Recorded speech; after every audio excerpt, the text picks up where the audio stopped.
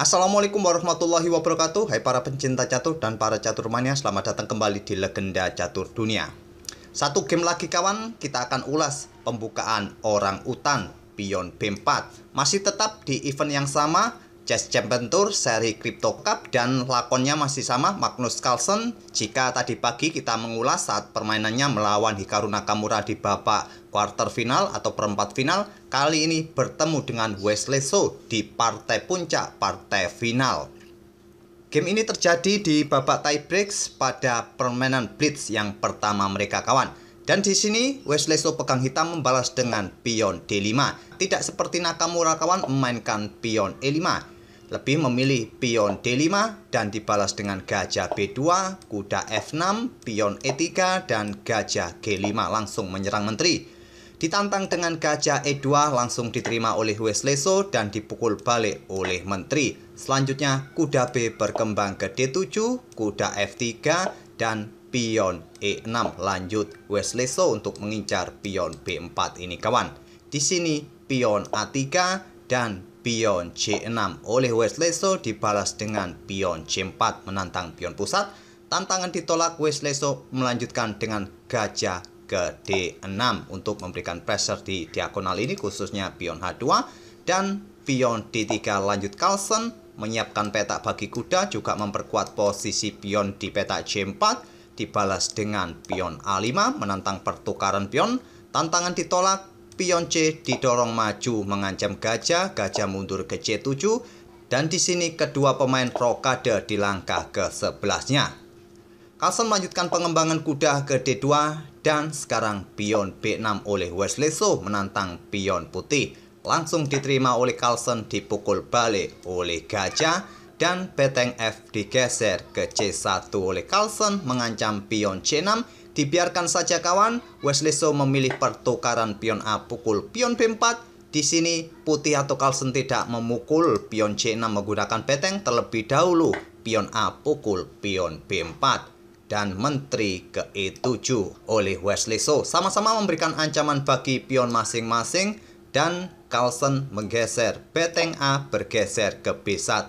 Tidak terburu-buru untuk mengambil pion C ini kawan, Carlsen menyiapkan sedikit jebakan bagi Wesley So. Jika menteri ambil pion ini, maka gajah akan pukul kuda F6 dengan tempo menyerang menteri.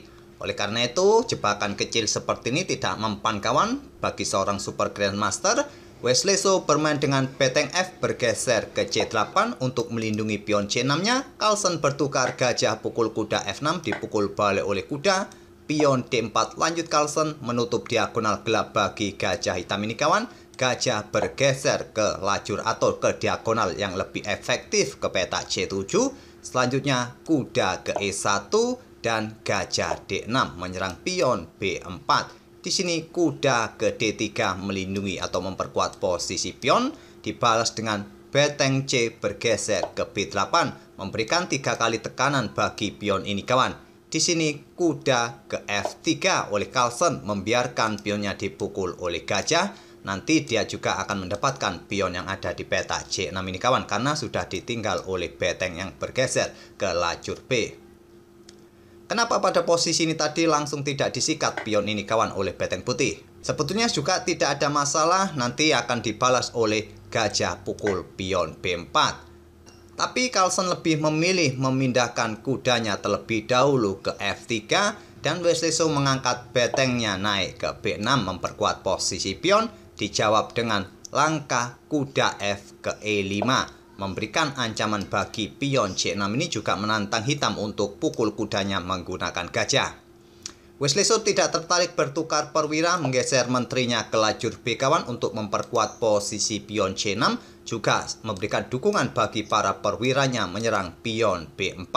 Di sini menteri ke C2 oleh Carlsen untuk tetap memberikan dukungan bagi perwiranya mengincar pion C6 ini kawan. Wesley So akhirnya memutuskan gajah pukul kuda E5, dipukul balik menggunakan pion, tidak memukul balik menggunakan kuda, agar kuda tetap menjaga pion B4-nya. Oleh karena itu Carlsen memukulnya menggunakan pion, sekaligus memberikan ancaman bagi kuda. Kuda lompat ke D7 memberikan ancaman bagi pion ini dan juga persiapan memberikan dukungan bagi pionnya untuk didorong maju kawan, dan beteng naik ke B3 oleh Carlsen. Ini dimanfaatkan oleh Wesley So mendorong pionnya maju ke depan kawan, mengorbankan pionnya untuk sementara.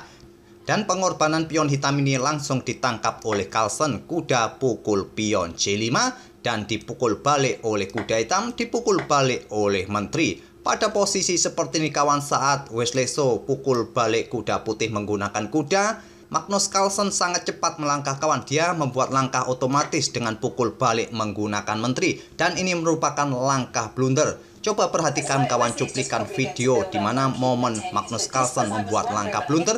Dan coba perhatikan reaksi Carlsen setelah sadar waktu dia melakukan blunder ini. It looks like he did give up a pawn temporarily. Black's weak pawn has actually just dropped off the board, but the knights have disappeared at the same time. And oh, look at Magnus. He realizes this is a blunder. What's happening? wow, Magnus has blundered his queen. Dia nampak kesal kawan dengan apa yang dia buat, melakukan blunder menteri, karena di langkah berikutnya dia akan kehilangan menterinya. Wesley So membalas beteng bergerak ke C6. Jika beteng ini kawan diambil oleh menteri putih, akan diambil lagi oleh menteri hitam. Jika dipukul balik oleh beteng putih, maka ancamannya adalah ancaman skakmat. Di beberapa langkah berikutnya skakmat. Pada posisi seperti ini tadi kawan, saat kuda putih ambil pion C5 dan dipukul balik oleh kuda hitam, di sini putih tidak perlu terburu-buru untuk pukul kuda hitam ini menggunakan menteri atau menggunakan pion, karena betengnya nanti akan tewas. Putih bisa menggeser betengnya ke lajur C kawan untuk mengancam kuda ini kembali dan memberikan ancaman yang serius jika kuda ini lompat ke peta yang lain selain peta ini kawan. Coba saja lompat ke peta A6 ini untuk memberikan ancaman juga bagi pion. Ancamannya skakmat kawan, hampir sama yang dilakukan oleh hitam tadi. Di sini ancamannya skakmat kawan di sini. Jadi saat beteng putih digeser ke peta C3 mengancam kuda, kuda baiknya lompat ke peta ini kawan. Jika beteng putih melakukan skak kawan, kalian bisa menutupnya nanti di peta ini, di peta F8. Jadi tak ada masalah. Tapi masalahnya adalah beteng bergerak ke peta C7 kawan dan akan mendapatkan kuda hitam ini nantinya. Tapi Carlsen secara otomatis tanpa berpikir lama dia membuat keputusan setelah kuda putih ambil pion hitam C5 ini dipukul balik oleh Wesley So menggunakan kuda. Secara otomatis Carlsen langsung mengklik menterinya untuk pukul kuda hitam dan beteng C6 oleh Wesley So. Menyadari langkah ini blunder, dia begitu kesal mengebrak meja komputernya dan sekarang beteng bergerak ke C3 oleh Carlsen. Beteng pukul menteri dipukul balik menggunakan beteng.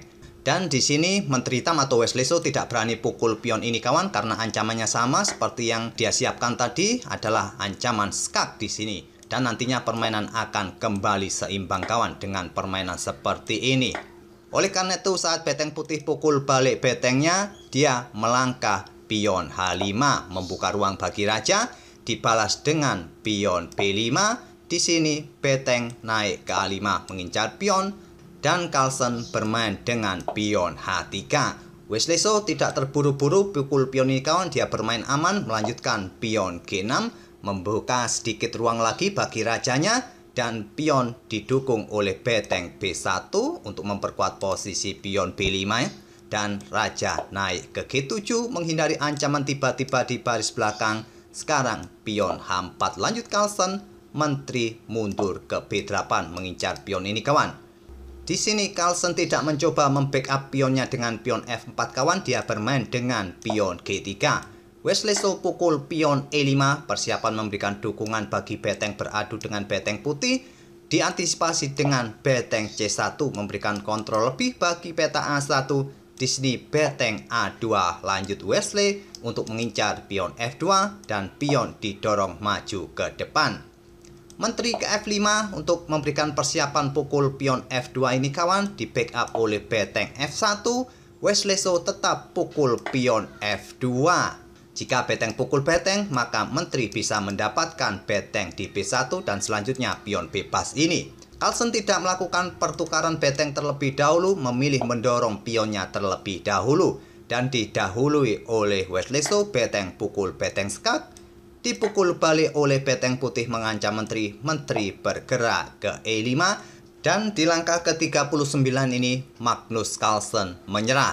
Karena ancaman berikutnya dari hitam adalah ingin mendapatkan pion ini kawan. Pion ini juga menteri ingin bergerak juga ke petak atau ke lajur B untuk mendapatkan pion bebas ini.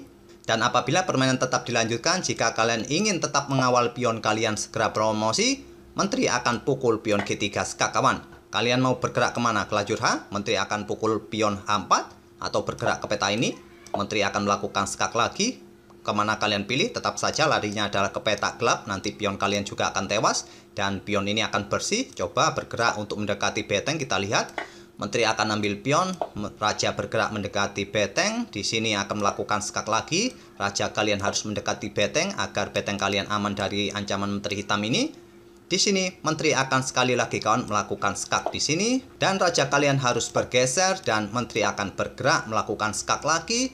Raja kalian akan bergeser mendekati beteng dan di sini menteri akan melakukan skak.